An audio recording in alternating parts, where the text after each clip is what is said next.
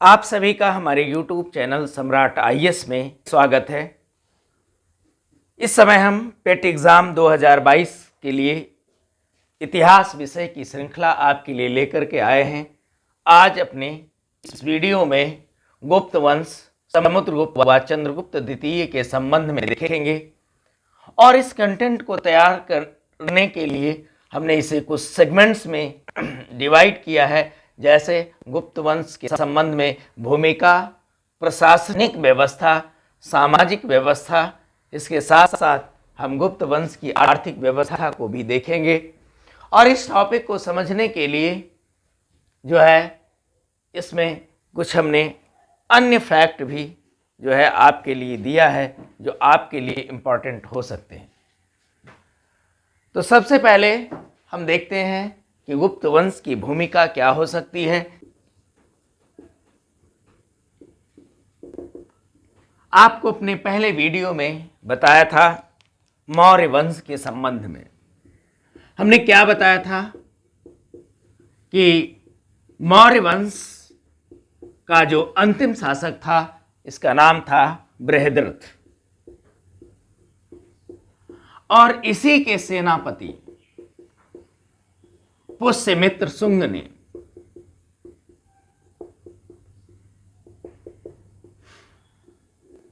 बृहद्रथ की हत्या कर दी थी। और इसके बाद जब मौर्य वंश युग की समाप्ति होती है तो एक लंबे समय तक हमारे भारत में कोई मजबूत प्रशासनिक प्रणाली का विकास नहीं हो पाता है और एक लंबे समय अंतराल के बाद एक नया वंश आता है जिसका नाम था गुप्त वंश।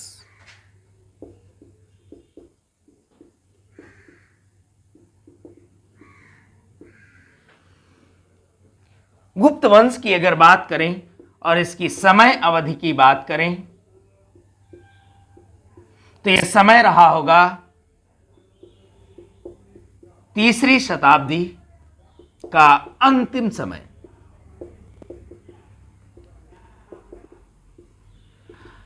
तीसरी शताब्दी का अंतिम समय और यह स्थान था प्रयाग के निकट कौशाम्बी। तो यहीं पर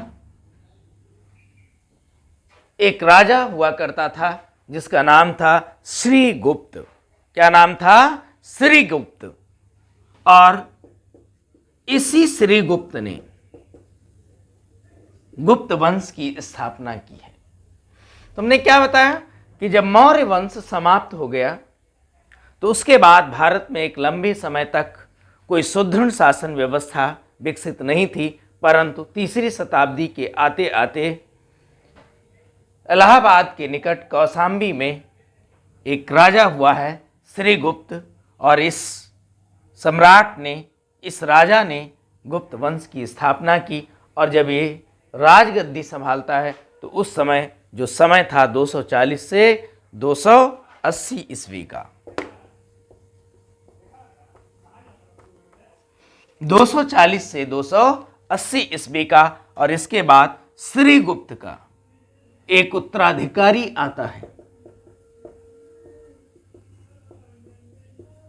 जिसका नाम घटोत्कच था।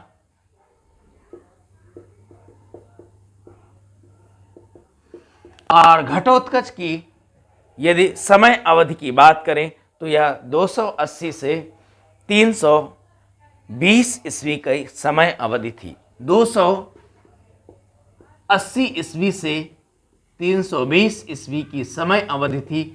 इस समय श्रीगुप्त का उत्तराधिकारी घटोत्कच जो है शासन व्यवस्था को संभालता है।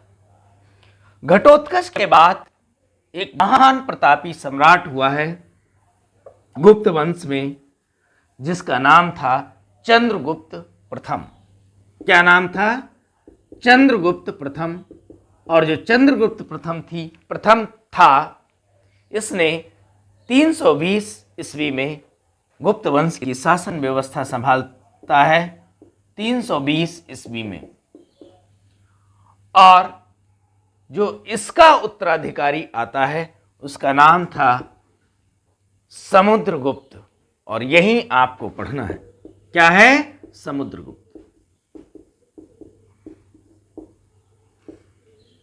और समुद्रगुप्त का जो उत्तराधिकारी था इसका नाम था चंद्रगुप्त द्वितीय।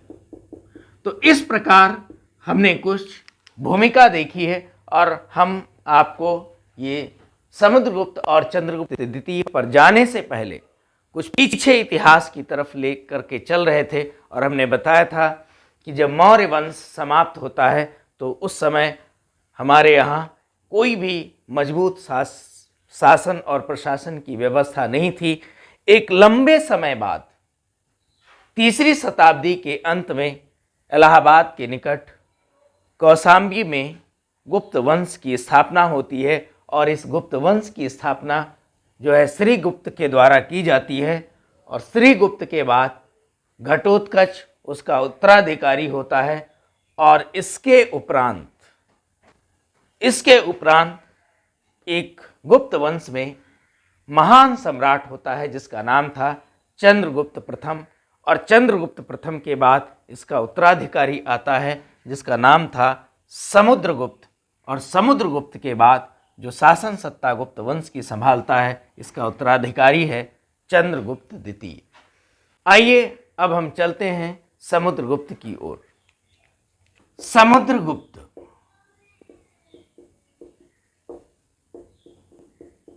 अगर समुद्रगुप्त की समय अवधि की बात करें तो यह 335 ईस्वी में राजगद्दी पर बैठता है। समय इसका क्या है? 335 ईस्वी। और जब यह राजगद्दी पर बैठता है तो इसे एक विशेष उपाधि से नवाजा गया था जिसे कहा गया है अश्वमेध कर्ता। एक उपाधि से नवाजा गया था। इस उपाधि को क्या कहा गया? अश्वमेध कर्ता। ये आपके लिए महत्वपूर्ण हो सकता है एग्जाम के लिए।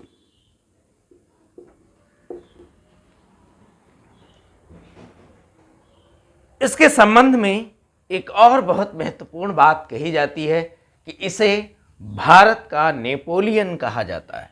क्या कहा जाता है? भारत का नेपोलियन।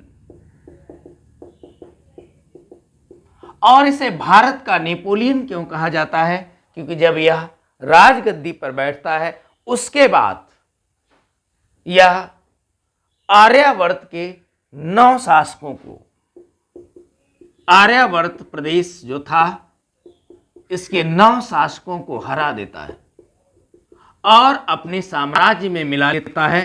और इसके साथ साथ दक्षिणावर्त के यानी दक्षिण प्रदेश के दक्षिणावर्त के 12 शासकों से युद्ध करता है और अपने शासन में मिला लेता है।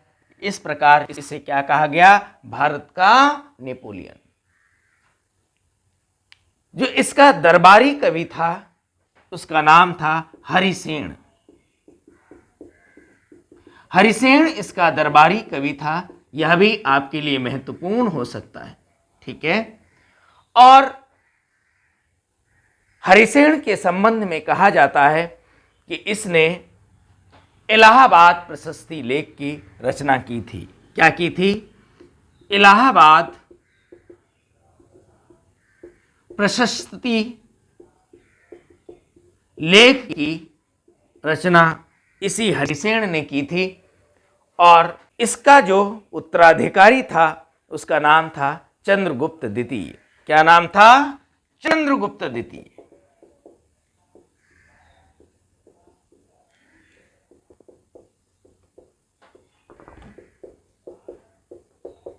और चंद्रगुप्त द्वितीय 380 ईस्वी में राजगद्दी पर बैठता है। और चंद्रगुप्त द्वितीय के संबंध में जो महत्वपूर्ण बात है वो क्या जानना है कि चीनी यात्री फाहियान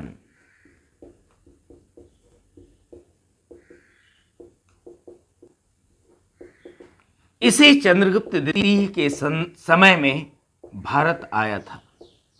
ये बहुत महत्वपूर्ण यात्री था और इसने उस समय के भारत की जो शासन, प्रशासन, सामाजिक, आर्थिक व्यवस्था थी, इस व्यवस्था का उसने अपने लेखों में जिक्र किया है। और इस यात्री का नाम क्या था? फाहियान। यह आपसे क्वेश्चन पूछा जा सकता है।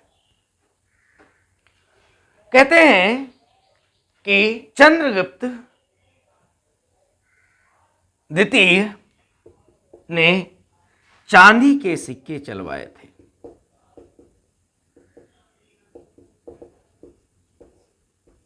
तो इस प्रकार हमने क्या देखा कि समुद्रगुप्त 335 ईस्वी में राजगद्दी पर बैठा है। इसे अश्वमेध कर्ता की उपाधि से नवाजा गया और यह भारत का नेपोलियन कहा जाता है। क्यों? क्योंकि इसने आर्यावर्त प्रदेश से के 9 शासकों तथा दक्षिणावर्त प्रदेश के 12 शासकों को जीतकर अपने साम्राज्य में मिला लिया था। इसका जो दरबारी कवि था उसका नाम हरिसेन था और कहते हैं कि इलाहाबाद प्रशस्ति का लेख जो है इसी हरिसेन के द्वारा लिखा गया था। इसका उत्तराधिकारी चंद्रगुप्त द्वितीय था जो 380 ईस्वी में राजगद्दी पर बैठता है। और जो आपके लिए बहुत महत्वपूर्ण बात है और ये क्वेश्चन पूछा ही जाता है कि चंद्रगुप्त द्वितीय के समय चीनी यात्री फाहियान भारत आया था और चंद्रगुप्त द्वितीय ने भारत में चांदी के सिक्के चलवाए थे। आइए अब हम आते हैं गुप्त वंश की प्रशासनिक व्यवस्था। प्रशासनिक व्यवस्था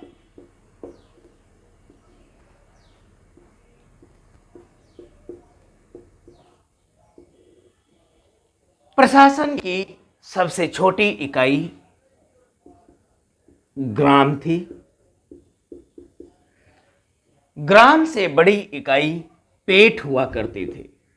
प्रशासन की सबसे छोटी इकाई क्या थी? ग्राम थी और ग्राम से बड़ी क्या थी? पेट थी। पेट से बड़ा प्रदेश होता था और प्रदेश छोटे छोटे विषय जो प्रांत जैसे होते थे, विषय यानी प्रांतों में विभाजित था और प्रांत से बड़ी इकाई को देश कहा जाता था। तो हमने क्या बताया कि प्रशासन की गुप्त काल में प्रशासन की सबसे छोटी इकाई क्या थी? गांव थी या ग्राम थी। इससे बड़ी इकाई पेट थी और पेट से बड़ा प्रदेश हुआ करता था। प्रदेश छोटे छोटे प्रांतों में बटा हुआ करता था और प्रदेश से जो बड़ी इकाई थी उसे क्या कहते हैं? क्या कहते थे? देश। देखिए, जो ग्राम था इसमें ग्राम सभा का निर्माण किया जाता था। ग्राम की शासन व्यवस्था को चलाने के लिए क्या थी? ग्राम सभा थी। जो ग्राम सभा थी इसका मुखिया यानी आज जैसे प्रधान होता है उसी तरीके से ग्राम सभा का मुखिया क्या कहलाता था? ग्रामिक कहलाता था। यह भी आपके लिए महत्वपूर्ण है। और इस ग्राम सभा में ग्रामिक के अलावा जो अन्य सदस्य थे उन्हें महत्तर कहा जाता था। क्या कहा जाता था? महत्तर। इसके बाद जब हम पेट पर आते हैं तो कई गांवों का समूह, कई गांवों का समूह पेट कहलाता था। क्या कहलाता था? पेट। इससे बड़ा प्रदेश, ठीक है, प्रदेश जो छोटे छोटे विषयों में बटा था, प्रदेश को इस समय भक्ति नाम से जाना जाता था। प्रदेश को क्या कहा जाता था? भक्ति कहा जाता था। और जो इस प्रदेश का मुखिया होता था उसे उपासिक कहते थे। इस मुखिया को क्या कहते थे? उपासिक कहते थे। और जो प्रदेश के अंदर छोटे छोटे विषय पाए जाते थे, इस विषय के मुखिया को विषयपति कहा जाता था। क्या है? विषयपति कहा जाता था। और जो देश था, इसके शासक को एक विशेष नाम से जानते थे, जिसे गोप्ता कहा जाता है। क्या कहा जाता था? गोप्ता। ठीक है। तो इस प्रकार हम क्या देखते हैं कि जो प्रशासनिक व्यवस्था है, सबसे छोटी इकाई ग्राम है। ग्राम में एक ग्राम सभा होती थी। ग्राम सभा का मुखिया ग्रामिक कहलाता था। और इस ग्राम सभा में जो अन्य सदस्य थे, उन्हें महत्तर कहा जाता था। कई गांवों का समूह पेट होता था। प्रदेश को भक्ति कहते थे और इसके मुखिया को उपासक कहते थे। प्रदेश छोटे छोटे प्रांतों में विभाजित था। इन प्रांतों के मुखिया को विषयपति कहा जाता था। और इसके बाद जो देश है, देश के शासक को क्या कहा जाता था? गोप्ता कहा जाता था। आइए अब हम आते हैं आर्थिक व्यवस्था पर। गुप्तकालीन आर्थिक व्यवस्था कैसी थी, इसको समझने की कोशिश करते हैं। देखिए, भू राजस्व के कुल उत्पादन में जो कुल उत्पादन होता था राज्य में, उसका पहले 1/4 भाग किया जाता था। कितना भाग किया जाता था? 1/4। जैसे मान लेते हैं कि 100 किलो अनाज हुआ, तो इसका 1/4 25 किलो हुआ। तो कुल उत्पादन का कितना भाग किया जाता था? 1/4 भाग। और इस 1/4 भाग से 1/6वां भाग राजस्व कर के रूप में वसूला जाता था। यह बहुत महत्वपूर्ण बात है। और यह बहुत अधिक राजस्व कर नहीं था। इससे यह क्या सिद्ध होता है कि जो गुप्तकालीन आर्थिक व्यवस्था थी, ये बहुत अधिक मजबूत थी। तो आपसे क्वेश्चन पूछा जा सकता है कि गुप्त काल में जो राजस्व वसूली होती थी वो कैसे होती थी? तो पहले जो कुल उत्पादन होता था, उसका 1/4 भाग निकाल लिया जाता था। और उस 1/4 भाग में 1/6वां भाग निकाल करके जो है राजस्व कर के रूप में दिया जाता था। उस समय आर्थिक उपयोगिता के आधार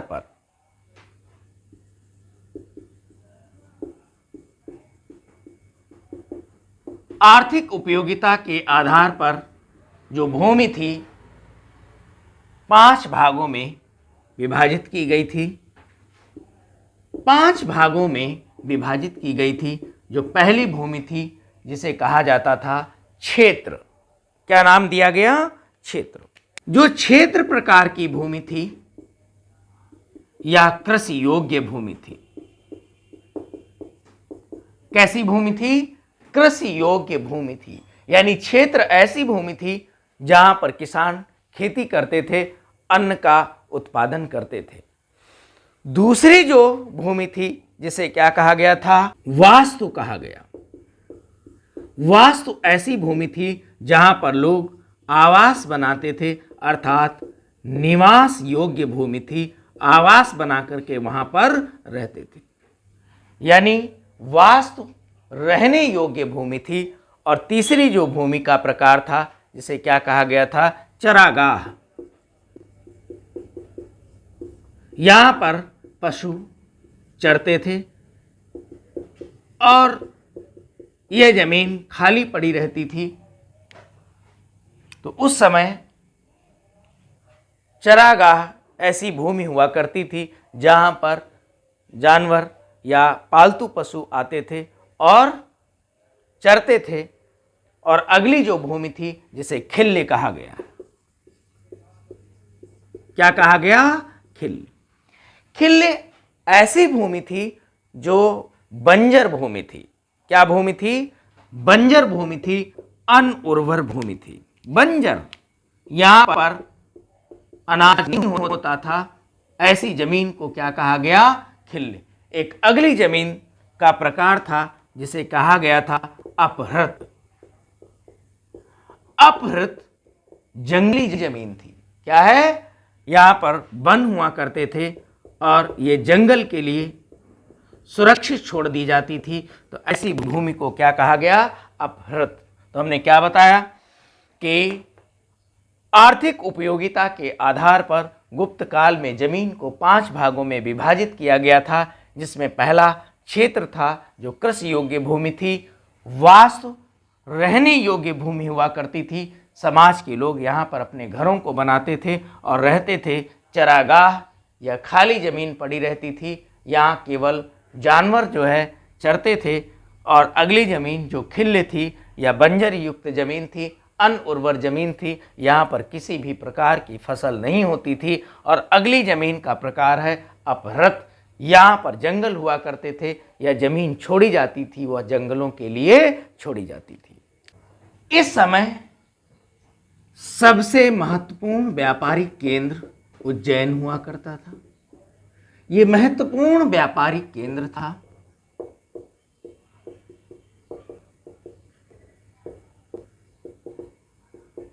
उज्जैन महत्वपूर्ण व्यापारिक केंद्र हुआ करता था। ऐसा माना जाता है कि सबसे अधिक स्वर्ण मुद्राएं गुप्त शासकों के द्वारा चलाई गईं और इन स्वर्ण मुद्राओं को उस समय दीनार कहा जाता था। क्या कहा जाता था? दीनार। तो इससे क्या लगता है कि इस भारत में जो गुप्त साम्राज्य था या जो गुप्त वंश था, यह अत्यधिक मजबूत था, आर्थिक रूप से अत्यधिक सबल था। क्यों? क्योंकि यहाँ पर क्या लगता है कि सबसे अधिक जो स्वर्ण मुद्राएं चलाई गई थी वह किसके द्वारा चलाई गई थी? गुप्त वंश में शासकों के द्वारा। इन मुद्राओं को क्या कहा जाता था? दीनार कहा जाता था। और जो चांदी की मुद्राएं प्रचलन में थी, क्या है? चांदी। जो चांदी के सिक्के थे या जो चांदी की मुद्राएं थी, इनको रुपए का कहा जाता था। क्या कहा जाता था? रुपए का। तो इस प्रकार हमने क्या देखा कि उज्जैन में महत्वपूर्ण व्यापारिक गतिविधियां होती थीं। सबसे अधिक स्वर्ण मुद्राएं इन्हीं गुप्त वंश के शासकों के द्वारा चलाई गई हैं और स्वर्ण मुद्राओं को दीनार कहा जाता था और जो चांदी के सिक्के थे उनको क्या कहते थे? रुपए का। आइए अब हम आते हैं गुप्त वंश की सामाजिक व्यवस्था की। सामाजिक व्यवस्था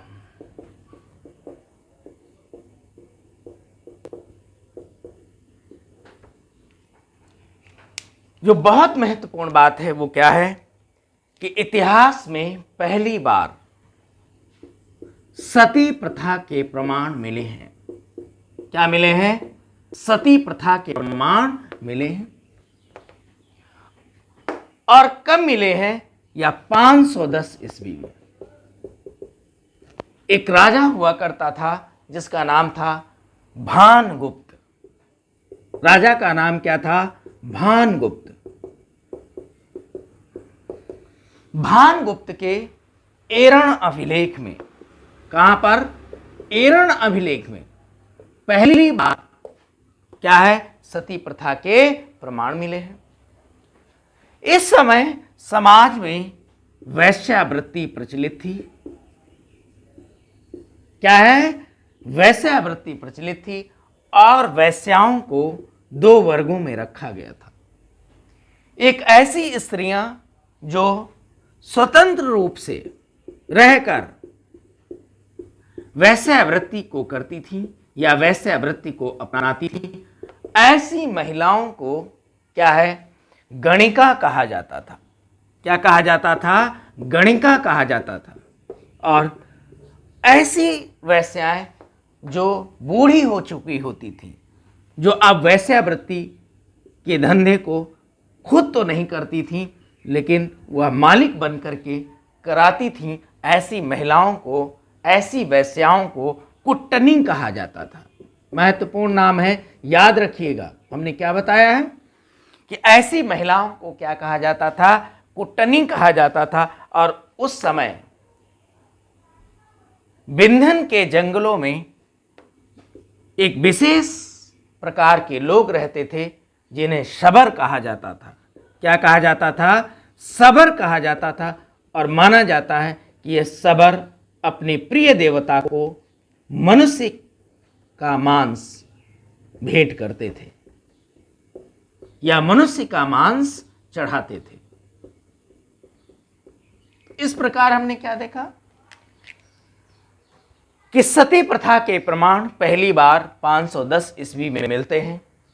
इसी गुप्त वंश में राजा हुआ करता था भानुगुप्त, और यह सती प्रथा का जो जिक्र किया गया है वो कहाँ किया गया है?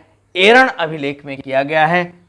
और उस समय वैश्यावृत्ति प्रचलित थी, और ऐसी वेश्याएं जो स्वतंत्र रूप से वैश्याएं वृत्ति को अपनाती थीं, ऐसी वेश्याओं को क्या कहा जाता था? गणिका कहा जाता था। और वह वेश्याएं जो बूढ़ी हो चुकी होती थीं, जो खुद वैश्यावृत्ति शारीरिक रूप से वैश्यावृत्ति में नहीं जुड़ी थी, परंतु वह मुखिया का कार्य करती थी, ऐसी वेश्याओं को कुट्टनी कहा जाता था। और यह देखा गया है कि विंध्य के जंगलों में शबर जाति के कुछ लोग निवास करते थे, जो अपने प्रिय देवता को मनुष्य के मांस वो अर्पित करते थे, या उनकी पूजा जब करते थे तो वो मनुष्य के मांस को चढ़ाते थे। आइए अब हम आते हैं कुछ अन्य तथ्य जो आपके एग्जाम के लिए महत्वपूर्ण हो सकते हैं। पहला तथ्य क्या है? ऐसा माना जाता है कि मंदिर बनाने की कला का विकास यही गुप्त काल में हुआ है। सांस्कृतिक उपलब्धियों के कारण भारतीय इतिहास में इसे स्वर्ण युग कहा गया है। ने क्या बताया कि सांस्कृतिक उपलब्धियों के कारण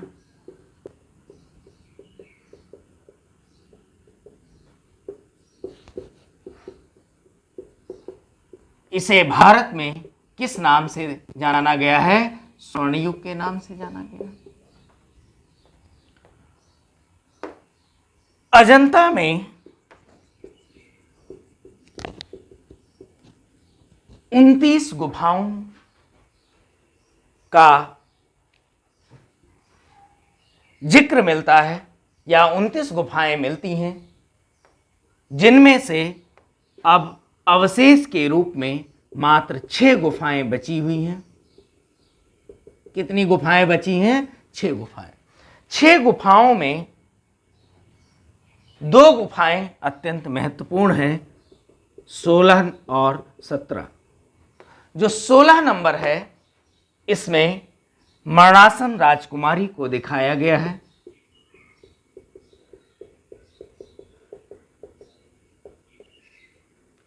जबकि जो 17 नंबर की गुफा है, यह गुप्त काल में ही निर्मित कराई गई थी। यह बुद्ध धर्म अर्थात महात्मा बुद्ध को समर्पित है। और इस 17 नंबर की गुफा में महात्मा बुद्ध के जीवन परिचय तथा महाभिनिष्क्रमण, मैंने क्या बताया? महाभिनिष्क्रमण और महापरिनिर्वाण का जिक्र है।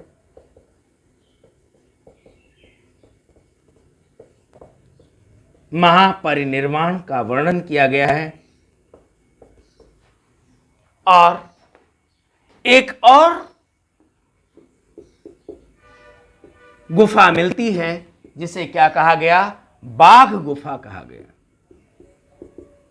यह बाघ गुफा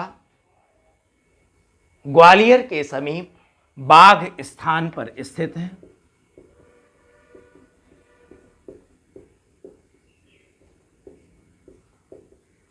और इस गुफा का जो निर्माण किया गया था वो पहाड़ को काट करके किया गया था। यानी अजंता गुफाओं के अलावा बाघ गुफा है, और बाघ गुफा ग्वालियर के समीप बाघ स्थान पर है और इस गुफा को बड़े पहाड़ को काट करके क्या किया गया था, निर्माण किया गया था। जो आपके लिए और महत्वपूर्ण है कि इस समय कुछ अन्य महत्वपूर्ण विद्वान आए थे, जिनमें से बहुत महत्वपूर्ण नाम है आर्यभट्ट। क्या नाम है? आर्यभट्ट। इन्होंने आर्यभट्टिका किताब लिखी थी और इसके साथ साथ इन्होंने एक विशेष सिद्धांत दिया था, सूर्य सिद्धांत। सूर्य सिद्धांत क्या है? इन्होंने बताया था कि इस ब्रह्मांड में सूर्य मध्य में है और हमारे सौर परिवार में इस सूर्य के चारों तरफ ग्रह क्या हैं, घूम रहे हैं। इस सिद्धांत को क्या कहा गया था? सूर्य सिद्धांत कहा गया था। गुप्त काल में एक महत्वपूर्ण विद्वान हुआ था जिसका नाम था विष्णु शर्मा। क्या नाम था? विष्णु शर्मा।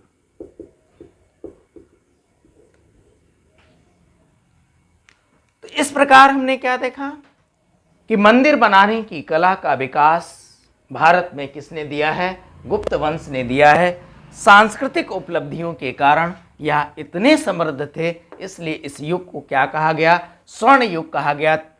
और कुछ अजंता गुफाएं जो है गुप्तकालीन गुफाएं हैं, जो उस समय 29 गुफाओं का निर्माण किया गया था, जिसमें अब मात्र 6 गुफाएं बची हैं। और इन 6 गुफाओं में जो 16 और 17 नंबर की गुफा है, इसमें मरणासन राजकुमारी को दिखाया गया है और 17 नंबर की गुफा में महात्मा बुद्ध को समर्पित है, जो इनके जीवन परिचय, महाभिनिष्क्रमण और महापरिनिर्वाण की बात इसमें दिखाई गई है। और बाघ गुफा भी थी, जो ग्वालियर के समीप बाघ पहाड़ को काट करके बनाई गई थी।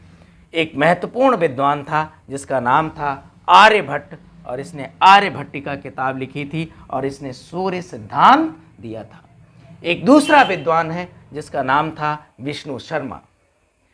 इस पर आने से पहले कुछ अन्य विद्वानों का नाम ले लूं, जैसे इस समय 12 मिहिर था, खगोल शास्त्री था।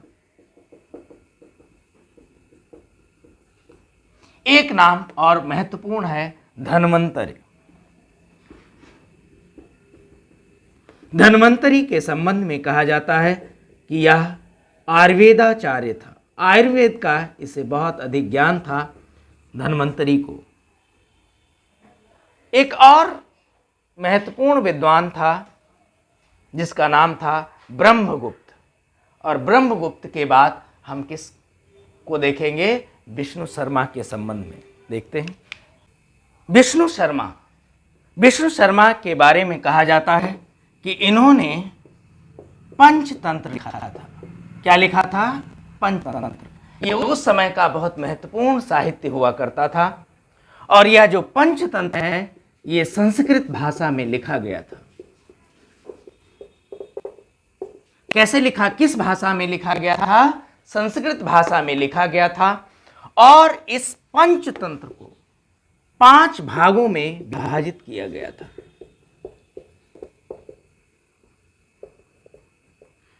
अर्थात इस पंचतंत्र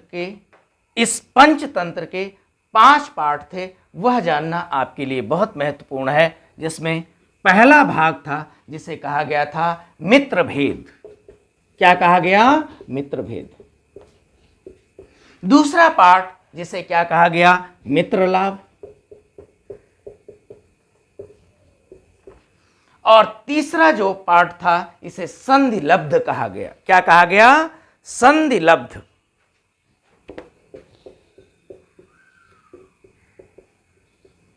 और जो अगला इसका पार्ट था, लब्ध प्रणास कहा गया। क्या कहा गया? लब्ध प्रणास। और जो आखिरी भाग था, इसे क्या कहा गया? अपरीक्षाकृत। क्या कहा गया? अपरीक्षाकृत। यह आखिरी पार्ट था। तो इस प्रकार हम क्या देखते हैं कि उस समय विष्णु शर्मा महत्वपूर्ण साहित्यकार थे, जिन्होंने पंचतंत्र लिखा था और यह पंचतंत्र संस्कृत भाषा में लिखा गया था। इसके 5 भाग थे और इन 5 भागों में पहला भाग मित्रभेद था, दूसरा भाग मित्रलाभ था और अगला पार्ट इसका संधि लब्ध था और इसके आगे वाला भाग लब्ध प्रणास तथा अंतिम भाग इसका क्या था, अपरीक्षाकृत। धन्यवाद, नमस्कार, फिर मिलते हैं हम अपने अगले वीडियो में।